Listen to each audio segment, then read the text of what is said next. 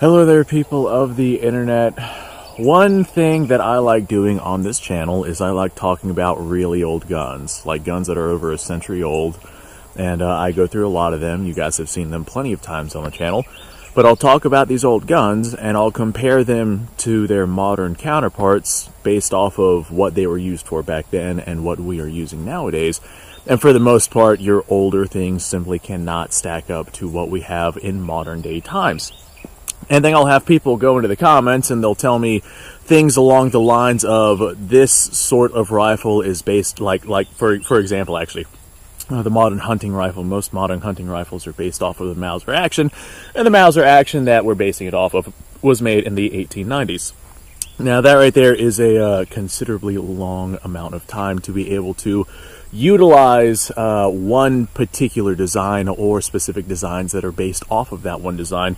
However, in that long span time period, whereas most of our bolt action rifles are based off of the Mauser action, we have styles of rifles nowadays that simply operate better and do better things than a bolt action system.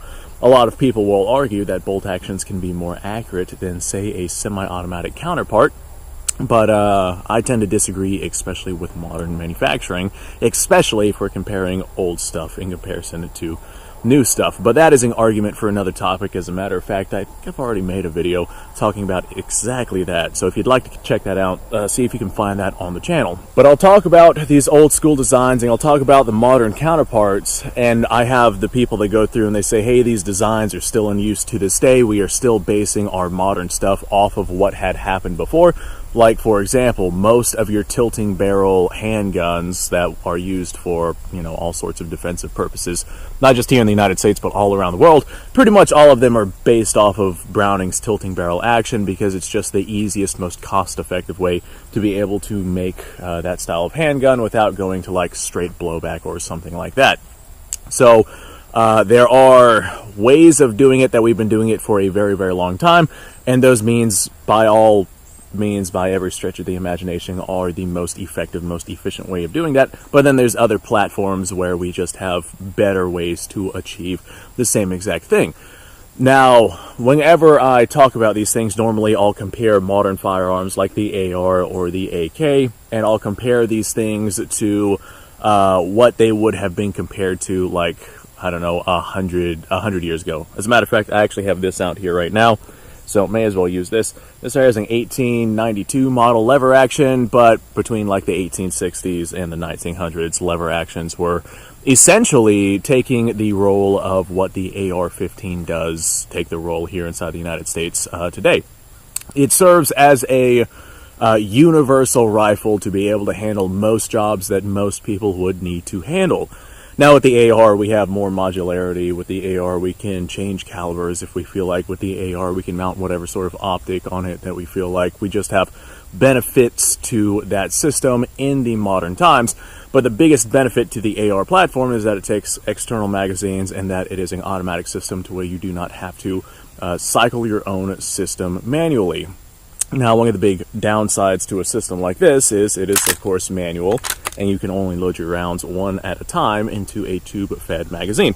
In theory, you could keep this firearm running basically indefinitely as long as you can consistently top off your magazine by loading rounds into that magazine. And in theory, you could keep this loaded and running forever. But the amount of fire rate that you would get from the AR platform in comparison to something like this, it is just, there's absolutely no comparison whatsoever. Now, all of that being said, whenever I make claims talking about older designs and comparing them to their newer counterparts, I will have people go into the comments and they'll start talking about how there are more modern versions of these designs, such as actually lever actions. We have seen lever actions take up a more tactical role. We have seen lever actions get redesigned to fit a more modern purpose in terms of a lever action being designed with, say, M-LOK rails to where you can mount lasers and a flashlight, or Picatinny rails on top with side ejection systems so you can mount an optic or a scope on it if you felt like. There's lever actions out there with telescoping or folding stocks. There's lever actions out there that have just taken up a more modern aesthetic and a more modern role. And whenever I bring up comparing some sort of old school design with our more modern designs, I'll have people tell me that those old school designs have a more modern twist. And for the most part, yes, they are correct on that. That is something that happens, but that does not necessarily make those old school designs better than the modern designs just because those old school designs have the modern twist on them.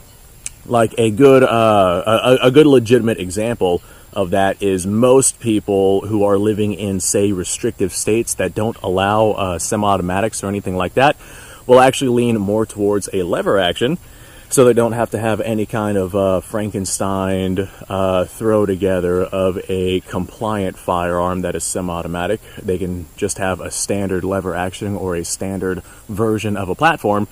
And although this lever action platform is not as good as the semi-automatic counterpart that they would normally want to have, that lever action platform is something that they are allowed to have because places like that still bend to tyranny. And in order to get the most out of your lever action platform, if you are rocking it in a modern day concept, you would want to have all the rails and the lights and the lasers and the optics and the systems and the stocks and just all of the things in your lever action to be able to viably and comfortably use that in a modern day setting whenever you cannot have an actual modern day semi-automatic firearm such as an AR or an AK. Now, whether or not people should or should not be allowed to utilize those sorts of platforms, that's an argument for another video, and I always get people that go in there and they argue that as well. But although we are basing our modern stuff off of old stuff in the context of revitalizing old stuff in hopes of using it in modern day, simply because we cannot use other better options in modern day because of rules set by people who do not understand how these tools work. Because we find ourselves in situations where a lot of that is happening in these restrictive states, there are people that go into the comments and say, well, this right here is happening. These old designs are receiving a modern take, so they must still be good. And I mean, don't get me wrong, these are absolutely good, they're viable. If you were to give me a lever action, I wouldn't exactly feel undergunned. Like if this right here was my only rifle, this is a 357 Magnum lever action, I can fire 38 specials inside of it. Even in modern day, going up against semi-automatics, I still wouldn't necessarily feel all that undergunned. I wouldn't want to take it into a modern day, modern military conflict, but if this right here was something I was using in a survivalist situation, I wouldn't exactly feel that I was at a disadvantage unless I was at some real significant distances. But even if I was at those real significant distances because of my eyesight and my lack of capabilities as a shooter, I would still be at a disadvantage even if I had, say, a full power rifle, and that's just because of my capabilities as a shooter. So something like this would not leave me feeling underpowered. But just because the system is good does not mean that it is as good as the modern counterparts, even if we throw modern twists on it. It is all a matter of people making decisions based off of emotional reasons and people making decisions based off of trying to control the amount of power and capabilities that you have as an individual. Most of the time, whenever people select something like this, or they force people to select something like this, it is because they want to prevent them from having the better options that would lend them to being more capable as an individual. Either that, or people will select something like this because it is all that they know and they have no training on anything else that might be a better platform, and that's probably a topic for another video that I will actually make probably after this one. I'll have to write that down so I don't forget it. Now, there are some things that you could do to your older platforms to really help advance their capabilities in terms of comparing them to their modern counterparts. Like if we were to have this lever action right here, and we were to set it up to take, I don't know, modern cartridges with a modern external magazines. I know that there are some lever actions out there that do take magazines, but I'm talking about like a standard AR mag in 223 to where you could cycle this thing non-stop for your entire 30 round capacity. And there are some of those that exist out there, but they're not all that reliable. Those would definitely need to have a little bit of attention thrown on them before I would be willing to bet my life on them. But in these restrictive states where you are stuck with a system like this, modernizing it is probably going to be the best option for that state, for that particular area, for that locale, but that is only because you do not have options to be able to get yourself more modern, more capable systems. But just because it is not the most modern, just because it is not the most capable for all aspects, does not mean that it isn't an incapable rifle. Just because there are things that are more capable, that's not me saying that this right here is incapable or unable. If I had a bunch of rounds of .357 Magnum inside of this thing and I was engaging a target at up to, I don't know, 200 yards or so, this right here would be more than adequate enough to be able to handle that job. Not exactly the fastest of follow-up shots, not exactly the easiest means of cycling through the system, and I do break my sight alignment as I cycle through that system. So although I could fire this pretty gosh darn rapidly, I would not want to, because that would be pretty inaccurate, and reloading speeds with this would be quite slow since I have to load rounds individually into our little magazine tube here. Whereas something on the AR, which has significantly less recoil than this right here, because it has the buffer spring and whatnot inside of the system, it is an automatic system, and the 223 cartridge is simply not all that powerful. It relies more on speed than mass.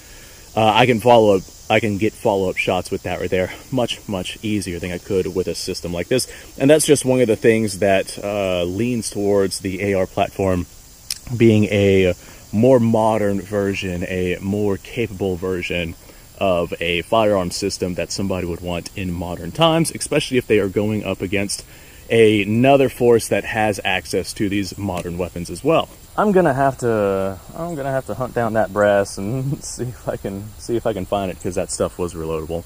Let me know what you guys think. I know a lot of people will go into the comments, and just because of the crowds that I attract with the types of content that I make, a lot of people will tell me that they're running previous generation things.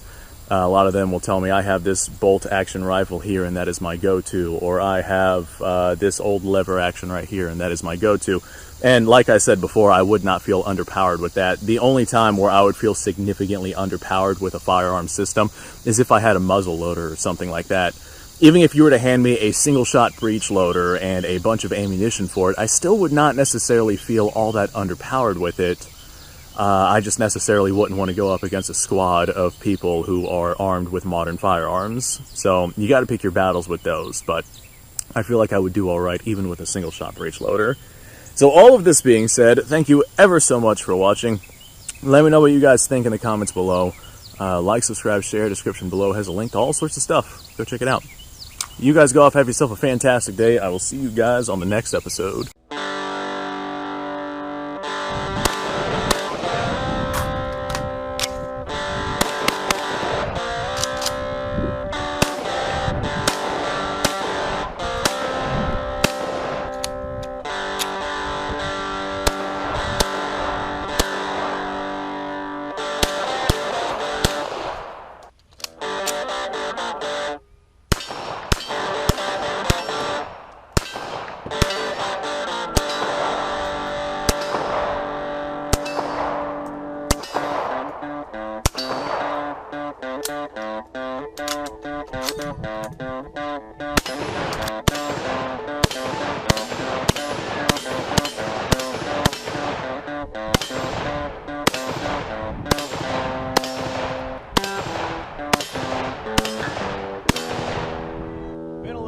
Since I've done this.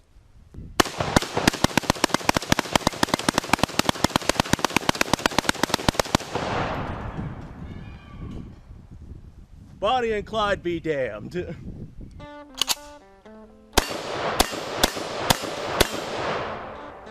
Poor man's Garen.